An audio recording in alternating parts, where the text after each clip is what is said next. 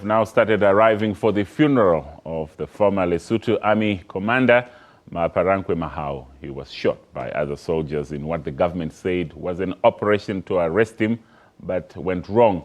But his family suspects that he was assassinated. Mahao will be laid to rest in his home village of Mokema outside the capital, Maseru. His remains arrived in the village yesterday after a church service at the Catholic Cathedral in the capital. And now for the very latest on this story, we are now joined on the line by our reporter, Nthakoana Ngatane in Maseru. Nthakoana, thanks so much for joining us. Has the funeral service started yet?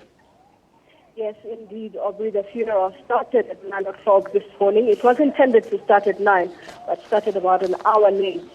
We saw that a lot of people have come into this very small village, which is now filled with cars all over, and thousands of mourners have gathered here in Mokema. And a lot of people have now spoken. I can tell you that Her Majesty the Queen is here. The King's uncle, Chief Mathiati Raseiso, representing His Majesty the King officially, is also here. His Majesty the King is out of the country. The King's brother, Prince Seiso, and his wife. The Prince Seiso is also the President of the Court of Appeal. The Chief Justice, Nthakoana Ngatane, is here. The President of the Court of Appeal is here. Judges of the High Court are here. Members of the Law Society of Lesotho are here. And lots of other mourners from Lesotho and from outside the country have gathered here in Mokema. Yes. Okay. But can you confirm reports that we are receiving here? We have since been reporting that a private radio station that was covering the funeral has been taken off air. Is that true? That is correct, Aubriel. The manager of the station told us earlier that she had been warned during the week by the Communications Authority that they were not supposed to be broadcasting live the memorial service of Mahao, which happened on Wednesday. And when she tried to find out why it is that she wasn't supposed to broadcast it, no reason was given. But from this morning, when they started broadcasting the funeral, they started hearing members on the broadcast until it was cut off just before 10 o'clock.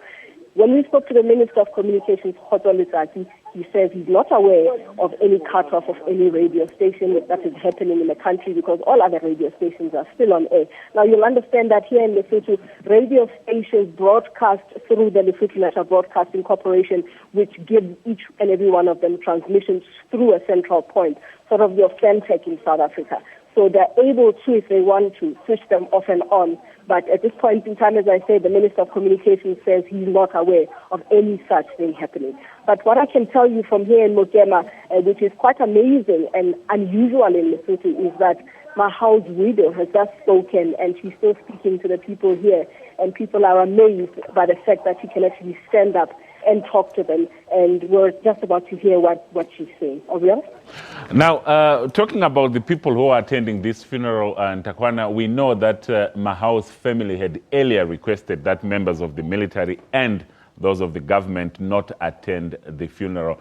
Is that wish being respected? Yes. In fact, the government came out to say it accepts the family's request. When we spoke to the Prime Minister's spokesperson, he said the Prime Minister had said he notes the family's request. You remember that the letter had specifically said that it would be inappropriate for the army and the executive to attend the funeral as it would further traumatize the family. And so indeed, there are no members of the executive here attending the funeral, at least not in the official capacities that we have seen. But the family had said in earlier media briefings that if any member of the cabinet, because they were saying that members of the cabinet, ministers had called them to pass their condolences. Some of them had even called them to say they are embarrassed by this incident. And they had said that if they are willing to come here in their personal capacities because they knew their brother or because they know them to bring their condolences as ordinary Basotho, they are more than welcome to do so. I have not seen any of them myself. Obiang?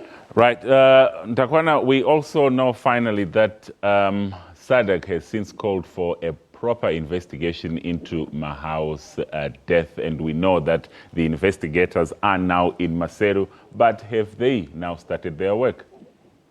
Indeed, we spoke to the police spokesperson here in Lesotho who, although he did not give us the details of what it is that they're expected to do exactly, said, yes, they are in Lesotho, they're from South Africa, Namibia, and Zimbabwe. And when we spoke to the family, they said to us that they know that they wanted access to the car that he was traveling in when he was shot.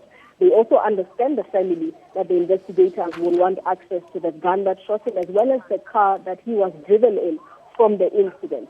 But also what we understand from the family when we spoke to them today is that they want to have their own forensic investigators. They said they have their own pathologists in addition to the standard pathologists. And after all the investigations have been completed, they're saying they're not going to stop there. They want a criminal prosecution around their brother, their son's death, to be instituted, even if SADC comes out or the commission comes out with a result that says otherwise. Thank you so much. That was our correspondent there, Nthakoana Ngatane, speaking to us live from the funeral of former Lesotho Army Commander Maaparankoe Mahao. We'll take